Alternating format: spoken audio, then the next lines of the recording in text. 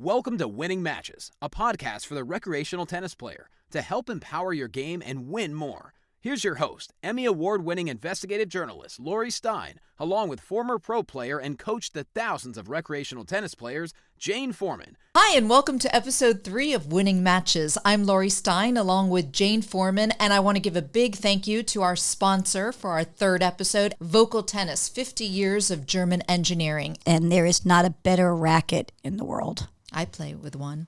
I played with many. And you like a lot of rackets. I do. You have bought a lot of rackets. Because each racket is going to make me a better player. That's how it works. You might not know that, but yes, that's how it works. Okay. Yeah.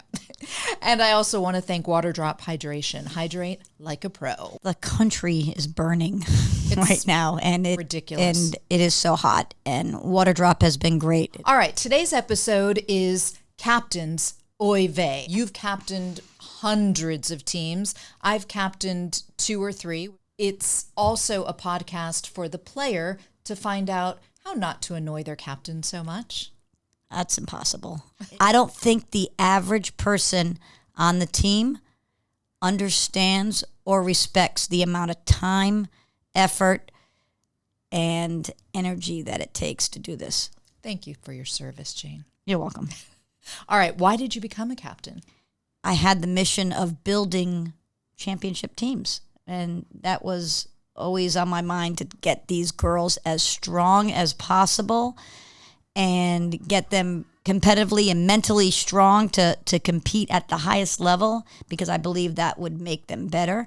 And I always had the goal of taking them to state championships, our sectional championships. And the only way to do that is for me to be in charge of the team.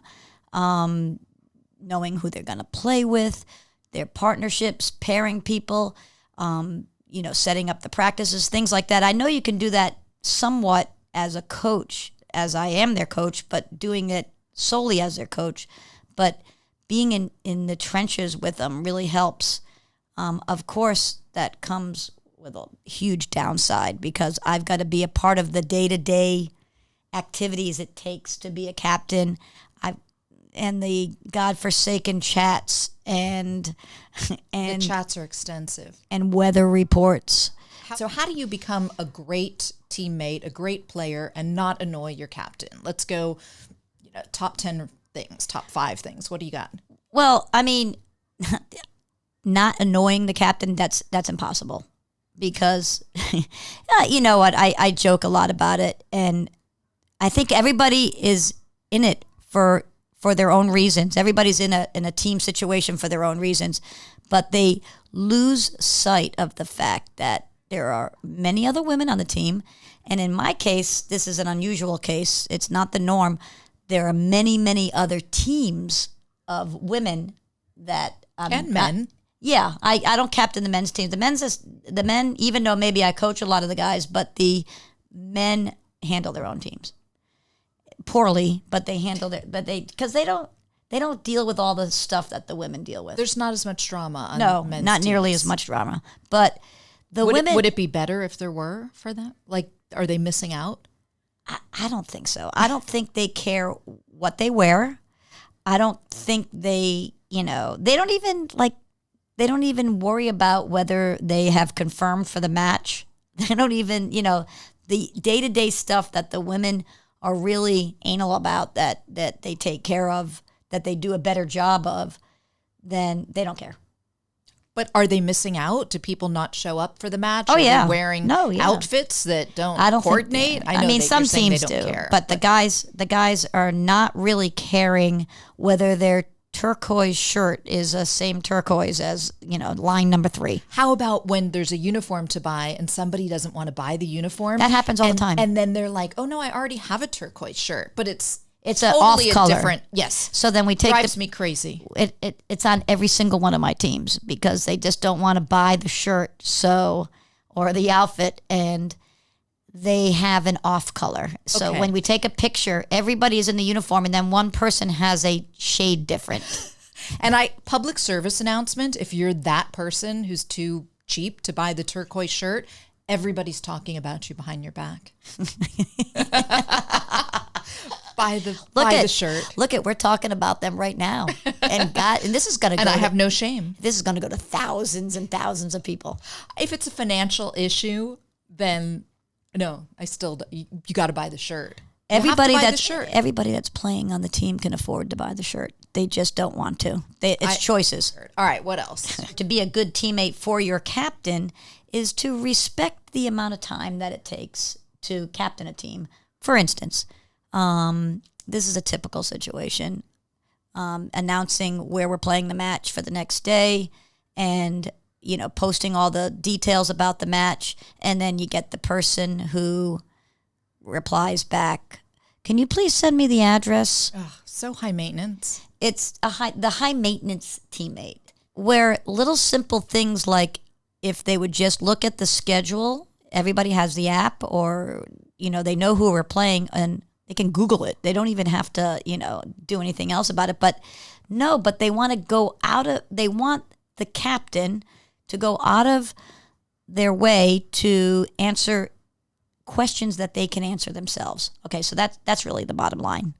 So when I captained, I had everything on a website, and when they would ask where are we playing, I'd say, look at the website. What's the web address? Look at your email. But it's exhausting. It's exhausting dealing with all that. I know all the captains out there that are listening to this. It is, I really thought I was getting into this whole arena, and I have a huge community of people that come to clinics and that want to be a part of the teams. I develop teams, and I really love that part of it. The part that I hate is the lack of respect or for the incidental things that have to be done on a daily basis, which is nauseating. And how about reporting the scores after? I would hate when people wouldn't tell me this. Well, no, they'd text me when I'm in the middle of the match and then say, "Did you get the score? Did you get it?" So I had it set up on the website, and they had to submit through the website, which took let me make this clear, because people listening are going to go, "What website are you talking about?" Lori actually made a website for her team. Is that weird? Yeah, that's very weird. No, it's so productive. Okay, and everything ran through. All the schedules were there. If you wanted to know who you were playing with, that was on the website. The average person doesn't, or the average team in this country doesn't have a website just for their team. They should. So what I did, because I have so many teams and so many women and I'm overwhelmed, is I hired an assistant. But she helps me in a lot of aspects of my business. But she's helping me gather the scores. She's helping me with player availability and things like that, the tedious stuff that happens on a daily basis that maybe keeps me in check. And she sees, and now we got two of us working on this, and she sees how difficult it is, because we can't even get people to report their scores back in the chat. They can't remember the scores after the match. And that, to me, is mind-boggling. When they just finish the match and I don't know, it could be 6-2, 6-3, I'm not sure. Maybe it was 6-2, 6-2. And then we put the scores in wrong. It's ridiculous. It's annoying. So to be a better teammate for your captain, you can just answer the questions and be diligent about the little things that you have to do. I agree. All right, what else you got? Last minute cancellations. When we've worked so hard to get a lineup, now we got to go back to work to find a replacement, and it has to be the right replacement. If I'm bending over backwards as a captain to make this lineup and to make a winning lineup, then I want them to bend over backwards to make the match. Right. You take it seriously. They should too. Absolutely. What else? Complaints. I'm the person they go to. I never complain, though. Yeah. You do it in a nice way, kind of like a fun way that makes it sound like it's not a complaint, but it is. Like what? Like, hey, this is me now. Yeah. Hey. Can you make sure that you put me with so-and-so? I've never done that. Yeah, maybe a little bit. Yeah. I've been like, can you make sure you have ice and water and some ice towels and stuff? But complaints. This really should be the number one problem because like we said, this whole podcast is about winning, and like we said in the previous episodes, everybody wants to win, and when they lose, I start getting complaints. Why did you put me with her? We didn't do well together. We shouldn't play together. Don't ever put me with her again. I don't want to. Here's another complaint. I don't want to drive up to so-and-so because it's too far. And I know my players, and I know what matches that they're going to be, that they're going to make themselves available for, and what matches they're not. So annoying. That's annoying. That's Doral. a bad. It's going to Doral. Yeah, or we have another place in North Miami that is even further away, and when it's time to play them away, I get no one. It's crickets. It's crickets. All of a sudden, And everyone's that's a bad teammate. Yeah, That's a bad teammate. it's so Because common. everybody is on this team for selfish reasons. Right. Well, that's the way I'm it being goes. very cynical today, aren't I? No, but I mean, even people, at work, you're at a job for selfish reasons. I mean, everyone's looking out. Yeah, for and that's so. number Look, one. it's okay to be selfish. It's your recreation, and you want to enjoy it. And I shouldn't be so harsh about that. But there has to be some flex, and they have to be able to do the things outside their comfort box. Loyalty. We have a team member who calls people tennis sluts. And basically, that means that you will play at many different facilities. Yeah, this is a bone of contention with me. We work really hard here. When I say we, I mean me, and as a captain and as a coach. And I feel like I work for everybody, which is my job. And I'm happy to do it. And that's why I chose to do it. But when people will jump ship, or people go elsewhere, maybe go elsewhere to get training where I think they should be doing the training here. Or people go elsewhere they think that just going to another team is going to, make them better. Maybe another team has performed better, and then they just want to go to that because it's a winning team. Or maybe, they go to lunch more. Who knows what their reasons are?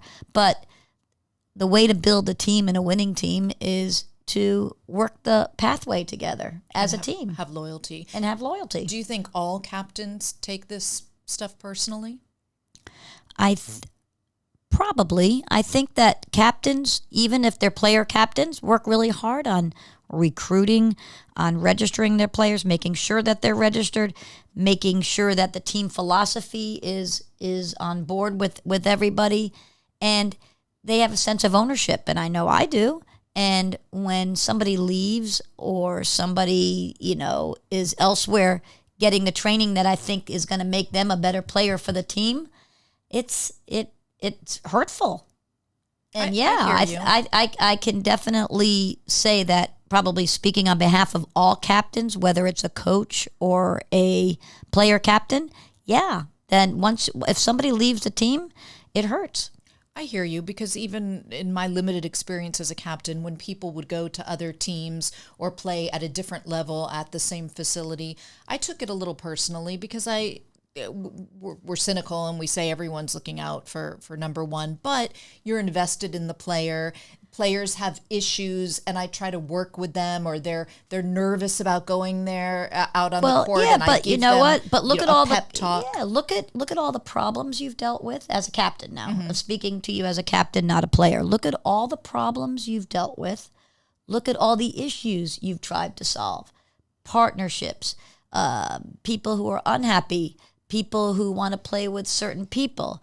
Look at all the day-to-day issues that you deal with, making sure that you have a lineup, making sure that it's a strong lineup, making sure that the scores are reported. All these things add up over a whole season of time. And then a player will come off to you after the season and say, you know what, I'm going to go down the street to the other team. It is hurtful.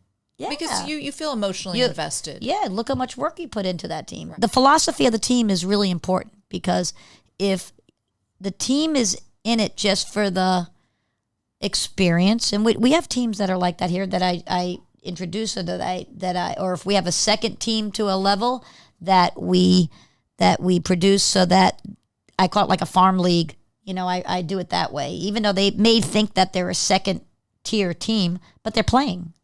I think that's better than being on a team that doesn't get. I'm just like that doesn't get a whole lot of. Team. Are you on that team that doesn't get to play? No, I'm just like on the. I've never heard farm league before. Well, I'm trying to run it like I'm trying to run the major leags. And I don't even know what that is, but I feel like I'm on that one. If it's like the secondary one, that's me. Yeah, that's a little bit. It's not a bad thing, and you have nowhere to go but up.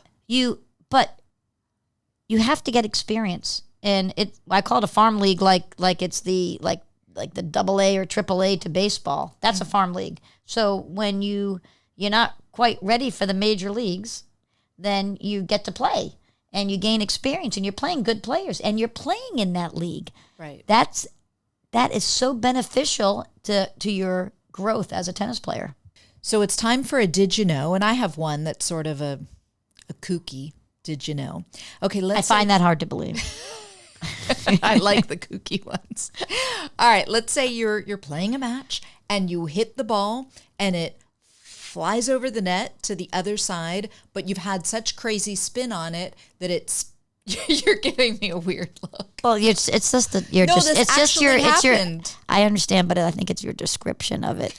I understand where you're going with this, but it's your description. It's a very flowery description. I'm not good at covering sports, and I'm not good at covering weather. Let's make that known. You're doing a great job. Okay, so the ball flies over the net. It flops around on the other side. It spins, and it comes back. Okay. But nobody ever hit it. Whose point is that? Okay, this is a good Did You Know? It is? But I can maybe say it a little bit more technical. If you put so much spin on the ball, did you know if you put so much backspin on the ball that it bounces on your opponent's side and then bounces back on your side, whose point is that? Exactly what I was saying. Okay, so it's the one who hit it. It is? Yeah. Oh, yes, because the other person didn't hit it. I'm going to give you have to touch. Well, yeah, I'm going to give you a little side tip about that. Okay, so did you know that if you put enough spin on the ball and it bounces on your opponent's side and then bounces back on your side, you automatically win the point. But here, the opponent is allowed to, if you didn't touch it, reach over the net and hit the ball without touching the net. Only in that circumstance? Yes. Because normally you can't reach over and hit it. You can hit it on your side, and if your arm extends over to the other side in the course of hitting, that's legit. In this case, but who's to decide? That's again, we're in self-governed tennis. That's going to be a huge blowout fight, and that actually could maybe draw some blood. But it's a rare occurrence. It's a rare occurrence because I really haven't seen that much in the women's league happening. But that's an interesting. Did you know? Good one, Lori. Thank you. I'm working on my topspin, so it should happen soon. Well, it doesn't happen with topspin. It happens with backspin. There you go. Same diff. Same thing. All right. I think we're good with today's episode. Thank you, Jane. I hope everybody enjoyed it, and go ahead and try to be a captain. Yeah. I think everyone should. Be careful what you wish for. Check out winningmatches.com for more. Thanks for listening.